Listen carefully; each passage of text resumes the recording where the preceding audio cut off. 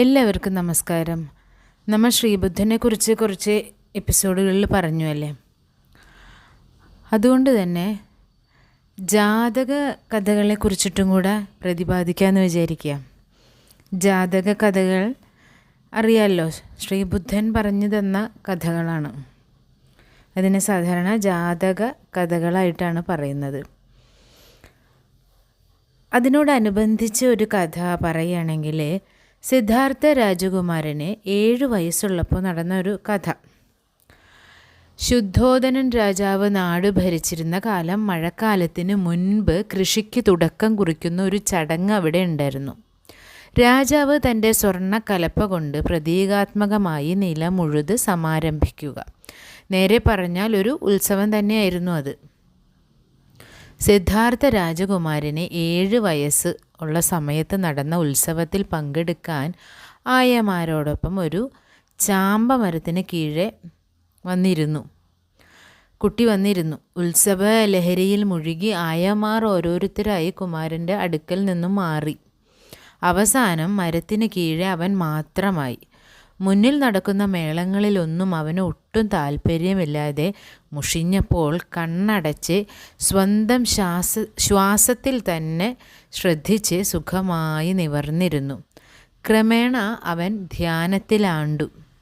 ഏറെ നേരം കഴിഞ്ഞ് ആയമാർ തിരികെ വന്നപ്പോൾ കുട്ടിയുടെ അവസ്ഥ കണ്ട് ആശ്ചര്യപ്പെട്ടു. ഇതായിരുന്നു ആനാപാന ധ്യാനത്തിൻ്റെ തുടക്കം എന്ന് കരുതുന്നു.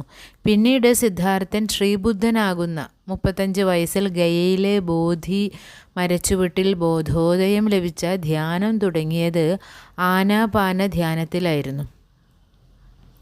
എന്താണ് ഈ ആനാപാന ധ്യാനം? പാലി ഭാഷയിൽ ആനാപാനം എന്നാൽ അകത്തേക്ക് വരുന്നതും പുറത്തേക്ക് പോകുന്നതുമായ ശ്വാസം.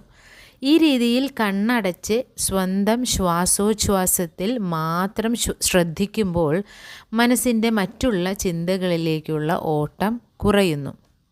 അങ്ങനെ ഏകാഗ്രതയും ബുദ്ധിശക്തിയും ഓർമ്മശക്തിയും ശ്രദ്ധയും കാര്യഗ്രഹണശേഷിയും കൂടി വരും. കുട്ടികൾക്ക് പഠന മികവിനും നല്ല ശീലങ്ങൾ വളർത്തി ജീവിത വിജയം കൈവരിക്കുന്നതിനും ഈ ധ്യാന രീതി സഹായിക്കുമെന്നാണ് പറയുന്നത്. 8 വയസ്സിന് മേലുള്ള കുട്ടികൾക്ക് തുടക്കത്തിൽ 10 മിനിറ്റ് ഇത് പരിശീലിക്കാം. ആനാപാന ധ്യാനം പ്രാണായാമവുമായിട്ട് ബന്ധമില്ലാത്ത ഒന്നാണ് കേട്ടോ. പ്രാണായാമത്തിൽ പ്രാണവായുവിനെ നിയന്ത്രിക്കുന്ന രീതിയാണെങ്കിൽ ആനാപാന ധ്യാനത്തിൽ അത്തരം യാതൊരു നിയന്ത്രണവുമില്ലാതെ സ്വതവേ നടക്കുന്ന ശ്വാസോച്ഛ്വാസത്തിൽ ശ്രദ്ധിക്കുന്നു എന്ന് മാത്രം. ഇപ്പോൾ 60-ലേറെ രാജ്യങ്ങളിൽ ഈ രീതി പ്രചാരമുണ്ടെന്നാണ് പറയുന്നത്. ഇന്ത്യയിൽ സത്യനാരായണ ഗോയങ്കാജി ഇതിൻ്റെ പ്രമുഖ ആചാര്യനാണ്.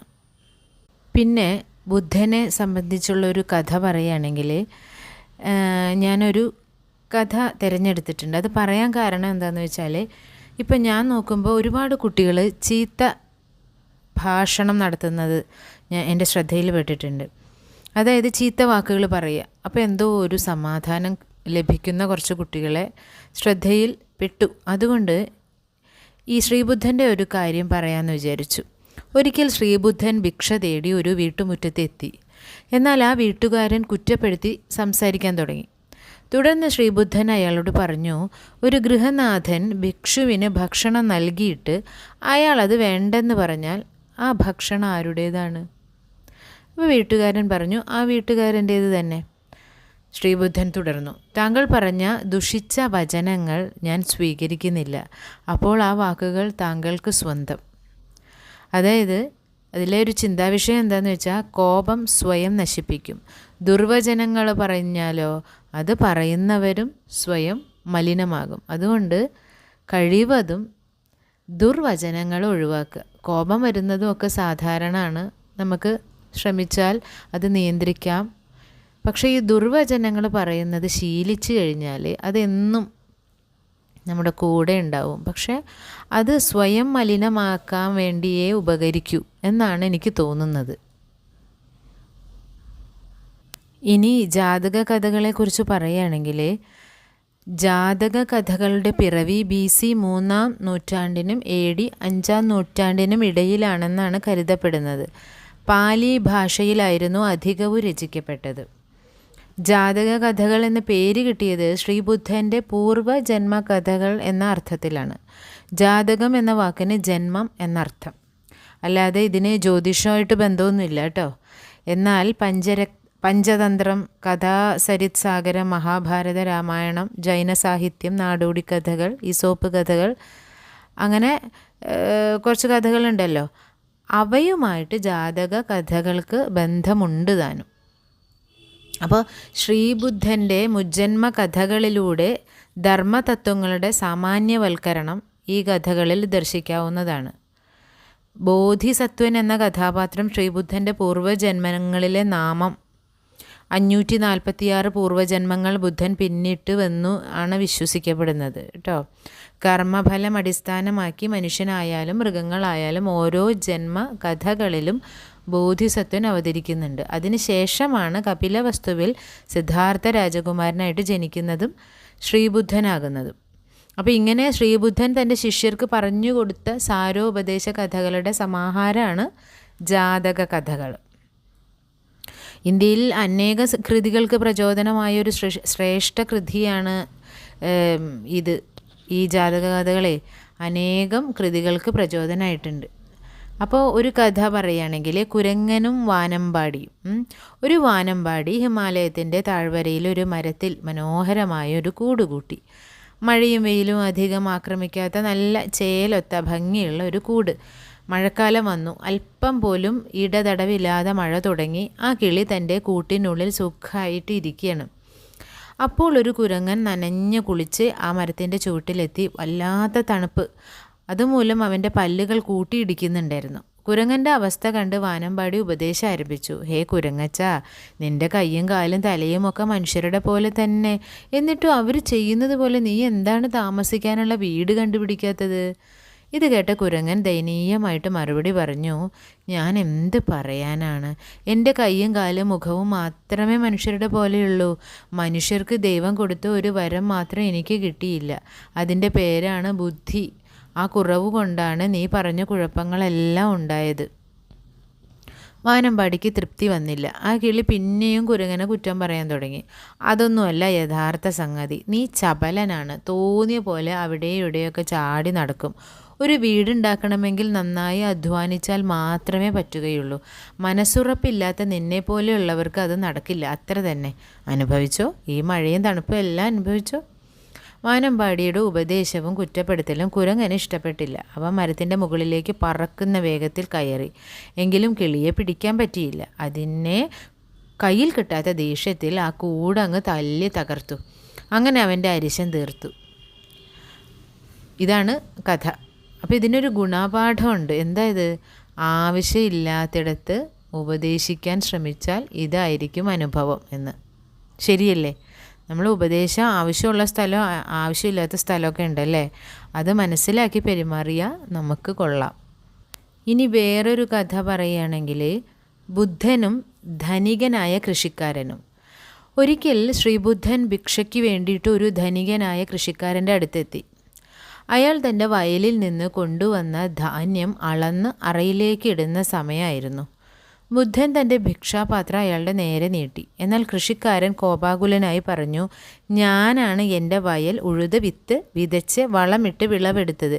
നിങ്ങളെപ്പോലെയുള്ളവർ വെറുതെ പാത്രം നീട്ടിയാൽ തരാൻ വേണ്ടി എൻ്റെ കയ്യിൽ ഒരു മണി ധാന്യം പോലും ഇല്ല. കടന്നു പോകൂ. നിങ്ങളും കഴിയുമെങ്കിൽ എന്നെപ്പോലെ ഉഴുത് വിത്ത് വിതച്ച് വളമിട്ട് കൃഷി ചെയ്ത് നോക്കൂ. അപ്പോൾ അതിൻ്റെ വിഷമങ്ങൾ അറിയാം.